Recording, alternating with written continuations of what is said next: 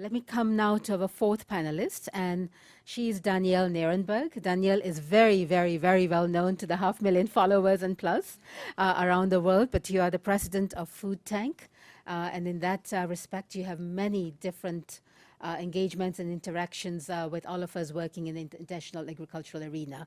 Danielle, we look forward to your remarks. Thank you so much. Good morning, everyone. I want to congratulate Shenggen and Rajul and all of you at IFPRI for putting together what is a really thought-provoking and really interesting report. For agricultural nerds like me, I look to IFPRI for the data and the stories that help, keep food tanks sort of machine running. We highlight stories of hope and success in the food system, and looking at what has been put together is really helpful for the work that we do. I think, what's so exciting for me about this report is that, and I'm just going to focus on a few takeaways that I think are important. So not one specific thing like the other panelists have done, but a few takeaways that I think are important, and then a few that I thought maybe were missing. So again, what's most exciting to me is that this report focuses on solutions, and looking at food as the solution to some of our most pressing environmental and social challenges. And I think, it's in the first or second chapter where you say food can fix it, which is your real tweetable moment for this report, because again, food can be the solution to some of our most pressing problems. And again, that's something I agree with wholeheartedly. But agriculture and food can really only be the solution if farmers are at the forefront of research and development along with researchers and scientists. Often well-meaning development organizations go into communities and sort of tell them what they need rather than asking them what they want. And to alleviate hunger and poverty and for things to change, that paradigm needs to shift, and we need to really look at more participatory ways of doing research and dealing with communities in more proactive ways. I think essentially, and again, this is something that the report gets into, is we need more democracy in the food system, and as well as greater political will, which was pointed out earlier by, I think, everyone on this panel. Governments need to really step up their game and to, really focus on strategies and policies that help farmers and eaters alike. One way to do that, and I think IFPRI explains it pretty clearly, is through better access to data and through improving information and communications technologies, which is, something very important for the work that I do.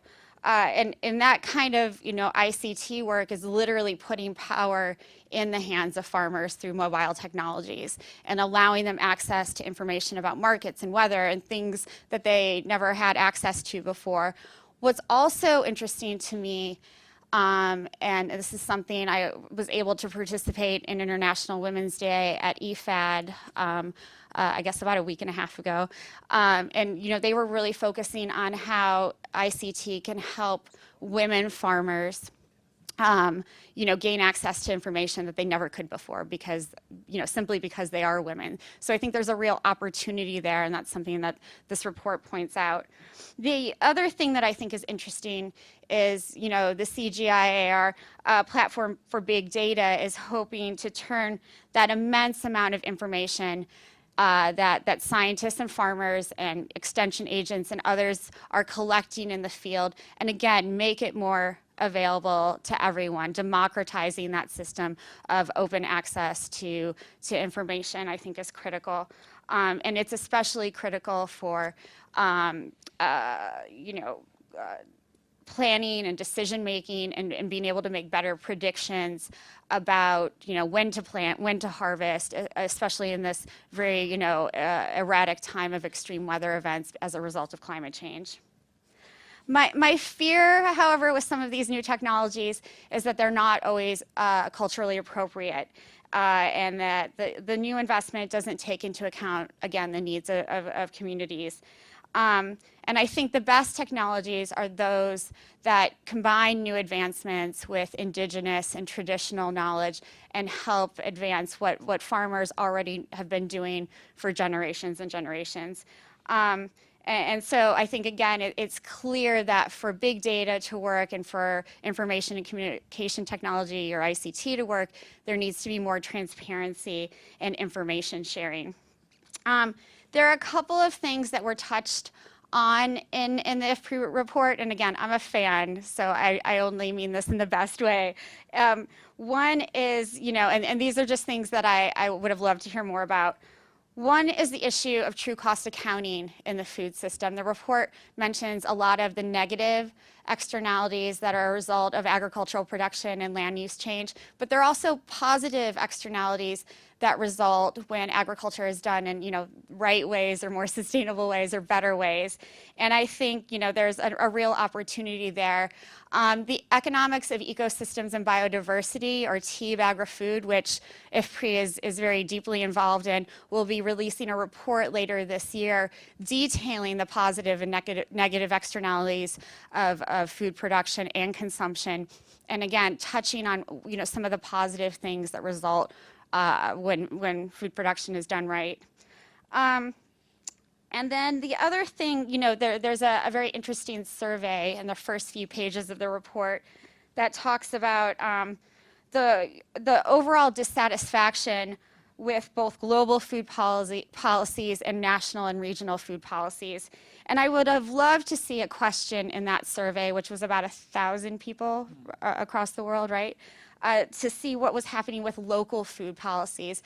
I think because of that lack of leadership at the national and federal level in many countries, it's exciting how many cities and municipalities are taking the lead on developing action plans around access and affordability, around food and climate plans for their cities and their villages.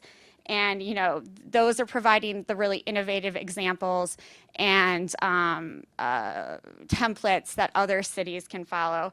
And that's the kind of political that's the kind of political engagement that I think can really attract youth, especially into the policymaking arena, because that survey also points out that youth are very dissatisfied with progress. I'm going so much over time. With the progress on hunger alleviation.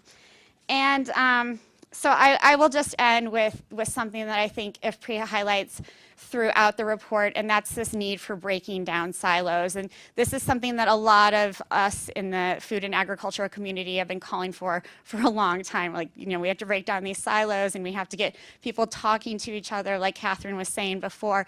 But IFPRI really does that, and I think by partnering with the EAT Foundation on Chapter 2 and inviting someone like me to participate on this panel, that shows that you're thinking in new and different ways and trying to engage different audiences. So again, I congratulate all of you on that. I think it's really important, and again, I'm honored to be here today.